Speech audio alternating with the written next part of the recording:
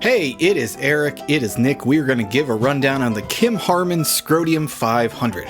As always, we need a word of explanation here. Kim Harmon is our event manager and the race's namesake and an Atlanta resident, so this race at Road Atlanta is named after her. And here is your origin of the word scrodium. Can't we go one video without using the word scrodium? No. Scrodium? Is that a new element? That's my favorite element. What the hell? Scrodium 134 Yeah. is the isotope. They keep your feet warm okay, but there's the problem of your scrotum Can't we staying go kind one of... video without saying Kinda. the word scrodium? A few teams got into the spirit with scrodium themes, including low-speed, high-drag racing in their Ford Probe. They had this disturbingly anatomically correct backpack, and they also won the Yokohama Road Mangler Cup. Hey, give a little, get a little. Kim had a couple of Scrodium-themed trophies to give out as well. The first one went to Always Double Nut in their Ford Focus. This is a bunch of historic racers with vintage Porsches who showed up and had an awesome time in a Ford Focus. Kim gave out a special award for this event called the Spirit of Scrodium, and it went to Mogan David 2020 in their Volkswagen Golf. This is the former bum wine Volkswagen from Colorado. They transformed it into a semi-convincing Harlequin Golf. Now, this isn't a real Harlequin Golf. This is just a crappy Golf with different panels painted different colors for some reason, which is completely different than the factory version. They also found a seamstress to custom make them Harlequin hoodies, and they even made very foul-smelling Harlequin Little Trees air fresheners. Recently, they upgraded this car to a VR6. They kept the non-turbo 2.0 four-cylinder sitting around just in case. Foreshadowing, we're going to talk about that a little bit later. They also had 4 of the famous snake oil fuel sharks, which by their math means 100% fuel savings. And speaking of the judges, myself, Judge Craig, and professional race car driver Sarah Montgomery, we all themed for Christmas in our best Christmas outfits. And the Grits, that's garbage raced in the South, Datsun team showed up with Christmas elves, except the one guy who got drafted. We also doled out a couple of Christmas-themed penalties. I had purchased the world's cheapest Christmas tree, and we made teams decorate it with crap from their paddock. Surprisingly good results, gotta say. And we also had a gingerbread house for a team to make, and the team dutifully decorated the roof panels with recreations of how they had gotten their penalties. That was hella sweet. Lemons of Love was on hand. They're a non-profit that creates cancer packages for kids going through cancer treatment, and several teams got into the giving spirit of the holidays by donating to Lemons of Love. Thin Blue Swine sent $2,800 worth of supplies to Lemons of Love. Loose Nuts raised over $5,400. Scope Creep Racing sold hot dogs and taquitos on rollers a la 7-Eleven in their paddock for $1 each. They raised $160. And lastly, Rob and Jen Simpson from Escape Velocity Racing sold $10 shots of special edition Malort in honor of the late Johann Samantha. They raised over $600. This was done after hours, of course. Thank you to all the teams that donated to Lemons of Love. As was typical for this race, the weather completely sucked. Yes! It pissed down rain the entire weekend. Yes! All of the Subarus that were there, and there were a lot of them, they totally dominated and won the race. Yes! Well!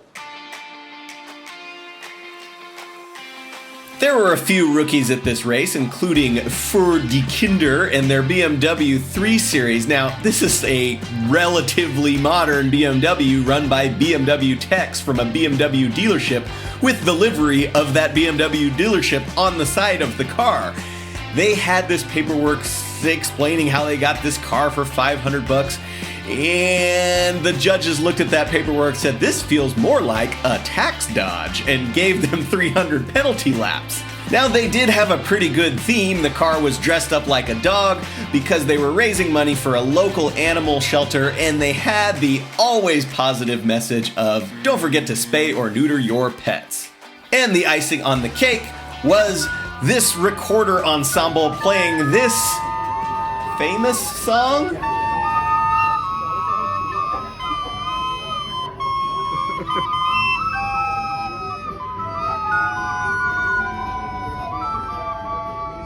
Some great rookies were No Birds and their Dodge Neon. That's a Birds Aren't Real theme.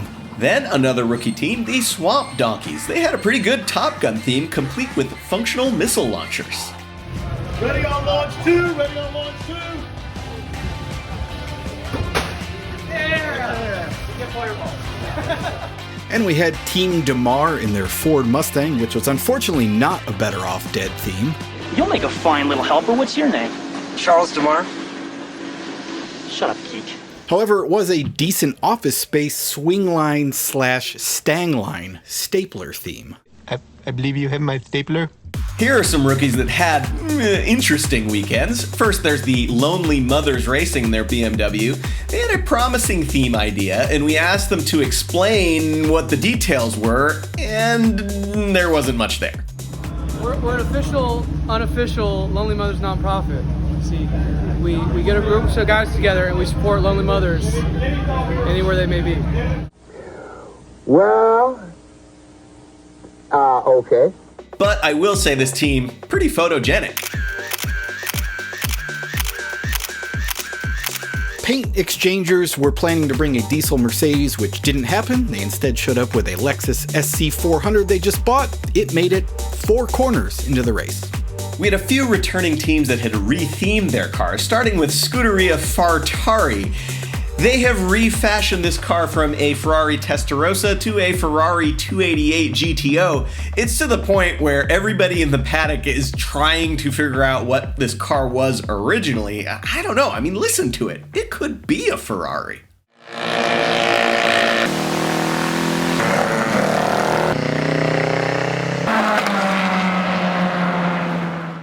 Zip-Tied Racing had their old Superbird themed, I don't know, maybe it's actually a Superbird, 318 powered Dodge Dart with the tiny 2-barrel carb on it. Kind of the same car it was, but this time they had a Ricky Bobby prayer service with their bishop or cardinal or whoever blessing it with psalms. It did not help. And speaking of prayer, we had Vada Kant and their Mazda Miata. They were a Pope Mobile, and they actually abandoned that for this race in favor of a pinata theme. They also brought the paternity test results they found in the car while they were building it. You are the father! Now, their pinata theme was not a traditional pinata. It was more of a live-action role-play pinata, which has some downsides. On the subject of pinatas, maybe neither better nor worse, the Luchador Camaro was back with a pinata as well. Misplaced confidence. They previously raced with a completely stock Volkswagen Passat with a boring 90s green paint job.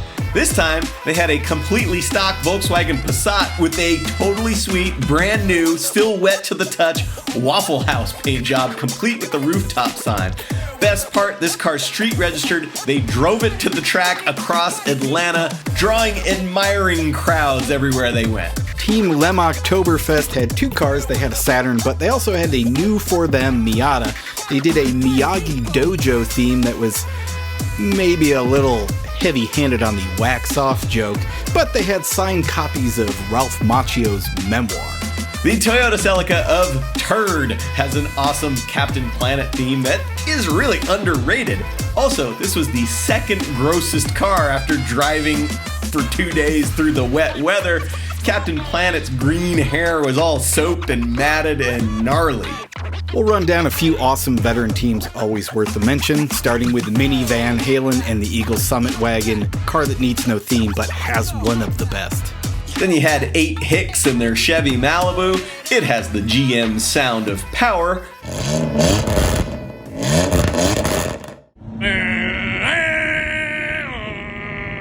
They tell us they've got a promising retheme in the works for the 2024 season. Cheat and Slow and their BMW convertible have been around for several years. They spent all of their budget on a spotlight with the team logo, which sounds foolish until you realize that it scales. Team Non Sequitur was there in their BMW. This team has raced every Lemon season since 2007. They used to race in Acura Integra, and they brought us the before and after photos of that first car after its first race at Flat Rock, Michigan. Mountain Apathy is one of our favorite teams. They're a bunch of Gambler 500 guys, but crucially, the team captain's name is Boomer Sassman. Another veteran team, Duff Beer, was there with their Honda Civic, although this is really about giving a shout out to their tow rig. And we have to talk about the fine kettle of B's Porsche 926. This one has a Nissan 300ZX engine swap. We saw them at New Jersey Motorsports Park, where the Audi differential they put in was turned backwards, leaving them with 5 reverse gears, 1 forward gear, and an I Got Screwed trophy. They had a better time this weekend. The exhaust only fell off twice, and the gas line broke, dumping gas all over the penalty box and track before that. Car spun in that, but they fixed all that. Everybody on the team got to drive until the team captain, Quentin, hit the wall with it and basically sent it on the trailer. They have big plans afoot, for which we are excited because Quentin's other plans have included the Borgward Isabella. Also, they hosted a pretty bitchin' potluck. We want to quickly highlight the overall winner, which was Loose Lug Nuts and their Nissan Maxima. This is the first time a Nissan Maxima of any sort has won a Lemons race. And this team, with Captain Lee Tuck, they've been trying to do it for 12 years. They finally did. Your Class B winner was Red Balls Racing and their Saab 9-3. They had one black flag all weekend. And your Class C winner was Cheap Thrills and their Cadillac ETC. Cadillac ETC. The eBay Motors Heroic Fix went to the B team. This is a great team that always has a beekeeper theme. They have a Volkswagen New Beetle with a base model 2.0 4-cylinder. This is the same engine that the Harlequin Golf Spirit of Scrodum guys had a spare of. And the B team, they blew up that motor and they were putting it on the trailer, getting ready to go home. And the Harlequin guy says, "Hey, y'all need a motor for that thing? Because we got one right over there." And they're like, "Yeah, like, cool, you can have it. You just need to also take this lifetime supply of Fuel Sharks." I don't know if they threw away all the Fuel Sharks, but they did take the motor and mount it in the car. Now, naturally, the engines were from different years, so in classic Volkswagen fashion, the only way to figure that out was to put the new engine in and see if the wiring harness would work with it. Spoiler, it didn't. They had to take the engine back out and put the correct harness on it, and then somehow find a way to put all of that back in the car, so it maybe had 2 wiring harnesses. Who can say?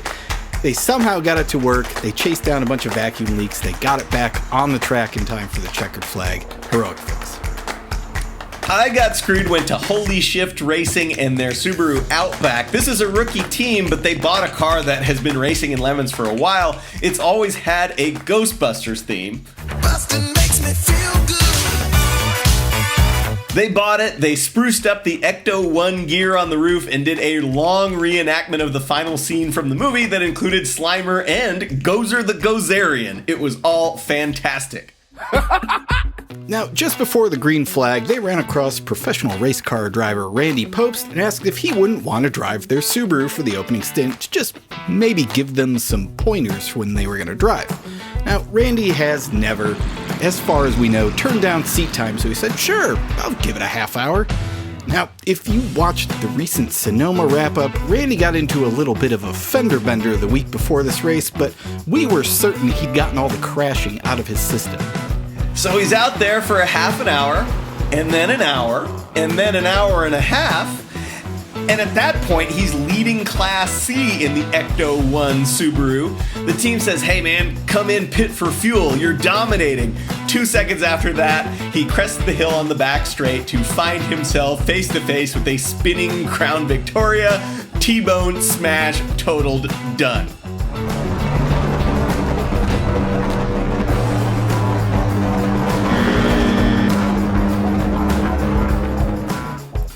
To his credit, Randy felt awful. He went and bought a porta power to kind of push out all the crash damage, and the team went off to go find another car, put another engine in it. Randy even offered to let them use his garage to fix the car, provided they could move a few sets of tires to get the car in. Unfortunately, the Outback that they found in the junkyard was crashed in the exact same way with all the exact same parts wrecked. So not only did they get 0 laps as rookies, the Subaru had also been one of the team members' daily drivers since they had bought it. Double screwed, but at least they got to hang out at Randy Pobst's house. The special award was the Lemons Singularity Award that came from the idea of a collision of worlds. It went to Team Pocket Dogs and their Ford Thunderbird. Over the years of doing this, we've described being a Lemons employee as like being a carny. But to our knowledge, there's never been an actual overlap between Lemons and carnies until now. The Pocket Dogs were comprised of a liquor store owner and 3 carnival workers. And they were some of the best fast-talking, shtick-giving Lemons people we have ever seen. Well, you stepped over the foul line. That don't count.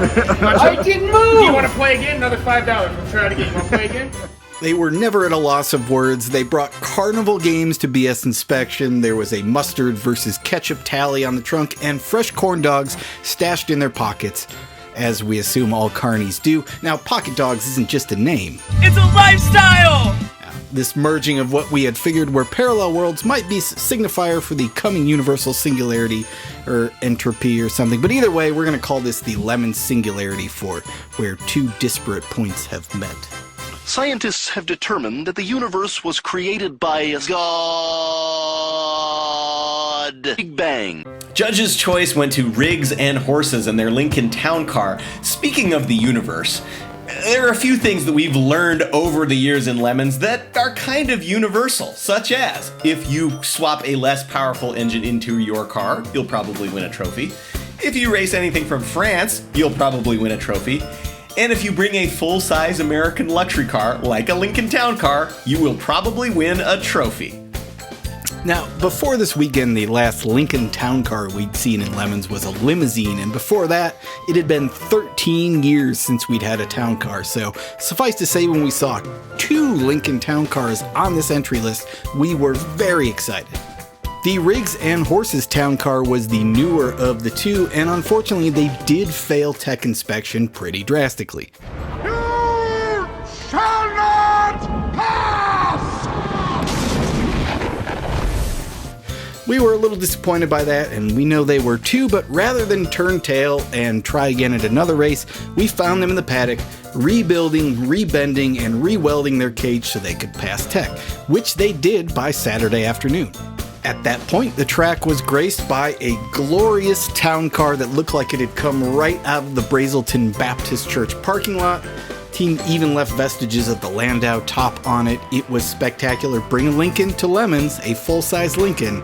You will not be disappointed, neither will we. Organizer's choice went to the Senior Citizens Club of America and their Datsun B210. This is a team of actual SCCA members, the only ones with a sense of humor. We haven't seen this team in like 4 years, but they had become pretty well known for showing up at Southern races with this whole Dirtson Clan presentation. It's based on the Dirtson Clan family reunion / normal Southern barbecue weekend. The clan is led by Tammy Dirtson, who bears a striking resemblance to Judge Shelley. That's weird. They came back big at this race with a wedding between Tammy and Cooter that included a Subaru driving interloper, big hair, lots of shouting, a beer can train behind the B210, a bribe pulled from inside Tammy's dress, and the little detail of swapping an Ecotec engine into the Datsun that made it pretty much undrivable. They crashed the potluck Saturday night for a first dance and cake cutting. It was all very well done, as you would expect from someone who's clearly a relative of a Lemons judge. Halloween Meets Gasoline went to Loose Nuts and their Chevy Camaro. Now, in an email before the race, this team asked us about safely mounting a doghouse on top of their V6 Camaro, which is already a 4-time Halloween Meets Gasoline winner, so we knew a big theme was coming, and they did it great. It was a whole Peanuts gang theme. They had the piano, they had the string bass, they had the entire Peanuts set, they had perfect outfits down to Charlie Brown's bald head with the one curly Q hair on it. They had the doghouse on top of the Camaro. There were Peanuts dance lessons, the costumes were on the entire weekend, and the doghouse was not on the car the whole weekend. During the test day, the car slid and the doghouse launched itself off of the roof, stayed intact, and where we discovered it weighed about 150 pounds, so probably good it didn't make it to the race. Still, great theme, excellently executed as we would expect from them. They also hosted an ugly Christmas sweater party in their paddock on Saturday night. Halloween Meets Gasoline, these guys are the undisputed champs at the moment. The index of effluency, grand prize in lemons, went to the Gene Conjown jar in their Lincoln Town car. This was, of course, the second Lincoln Town car in the race, and this is one of the most awesome racing liveries we have ever seen. It was the Gene Conjown jar, which is a 95 Lincoln completely covered in old jeans. Gene. Kun. Gene Kun. Jown. Jar. Jown jar. Isn't it amazing how this kind of theme always winds up on awesome cars like Lincolns and not on like BMWs and Miatas?